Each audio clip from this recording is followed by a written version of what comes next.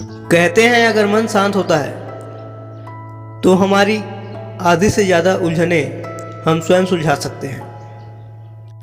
दुनिया के ढेर सारे लीडर और बड़े बड़े महान सफल इंसान को आप देखिए, उनकी सफलता के पीछे बहुत सारे कारण हैं। उसमें से एक कारण उनकी मानसिक शांति भी है।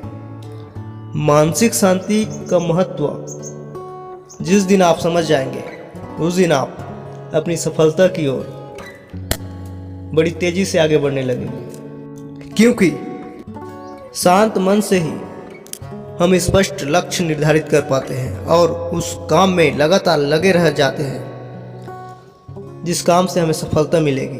मानसिक शांति तो इतनी महत्व रखता है और मानसिक शांति तो इतना महत्व रखता है कि साइकोलॉजी भी कहता है एक शांत दिमाग का व्यक्ति उन व्यक्तियों से ज़्यादा सफल होते हैं जिनका मन स्थिर नहीं होता। इससे आप स्पष्ट हो जाएंगे कि शांत मन रहना और बैठकर कभी अकेले में खुद से बात करना कितना इम्पोर्टेंट है। ये कहानी है एक किसान की जो बहुत परेशान और उदास होकर इस कमरे से उस कमरे तो उस कमरे से इस कमरे और कभी ऊपर तो कभी नीचे कुछ वस्तु ढूंढ रहा था। वो किसान बहुत परेशान था।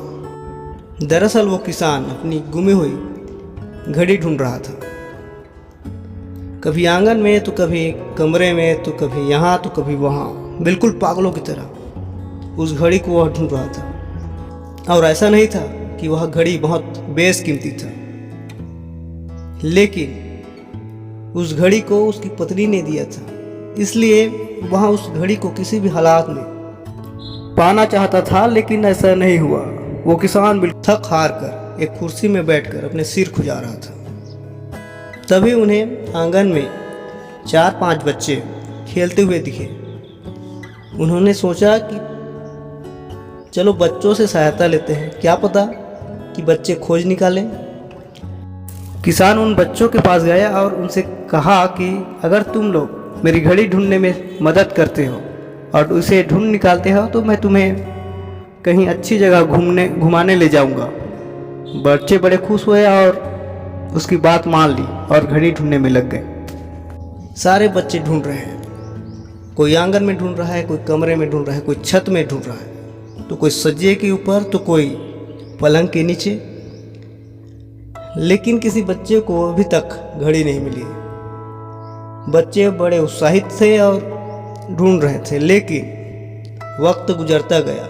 1 घंटे 2 घंटे गुजर गए, अब किसी भी बच्चे को वह घड़ी नहीं मिली थी। बच्चे थकने लगे थे और एक बच्चे ने कहा, काका मुझे लगता है कि घड़ी यहाँ नहीं गुमी है, नहीं मिल सकता। और बच्चों ने हार मानकर घड़ी ढूंढना बंद कर दिया। इस बात को सुनकर किसान बड़ा निराश हुआ। तभी एक लड़के ने किसान से कहा, काका अगर आपकी इजाज़त हो तो मैं अकेले शांत मन से उस घड़ी को ढूंढना चाहता हूँ। किसान ने कहा, ठीक है, अगर तुम कोशिश करना चाहते हो तो तुम भी कोशिश करके देख लो। लड़के ने ढूंढना स्टार्ट किया और कुछ देर बाद वह लड़का उस घड़ी को ढूंढ निकाला। किसान बड़ा प्रसन्न हुआ और उनसे पूछने लगा कि तुमने ये कैसे ढूंढा?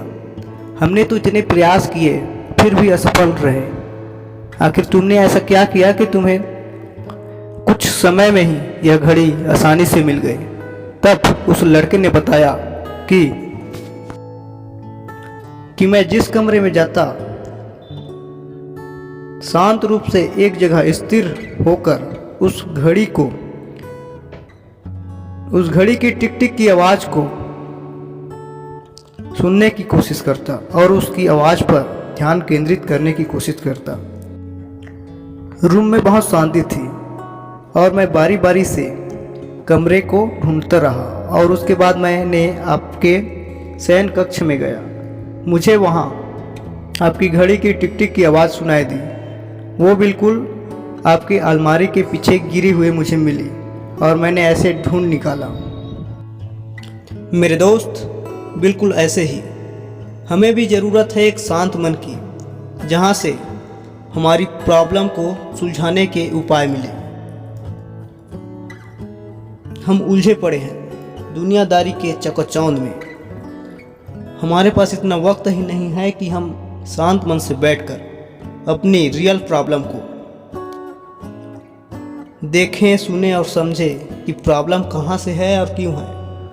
अगर आप शांत मन से बैठकर खुद से बातें करते हैं, खुद की प्रॉब्लम को ढूंढने की कोशिश करते हैं, तो यकीन मानिए कि आप उस प्रॉब्लम को स्वयं सुलझा सकते हैं। धन्यवाद दोस्तों।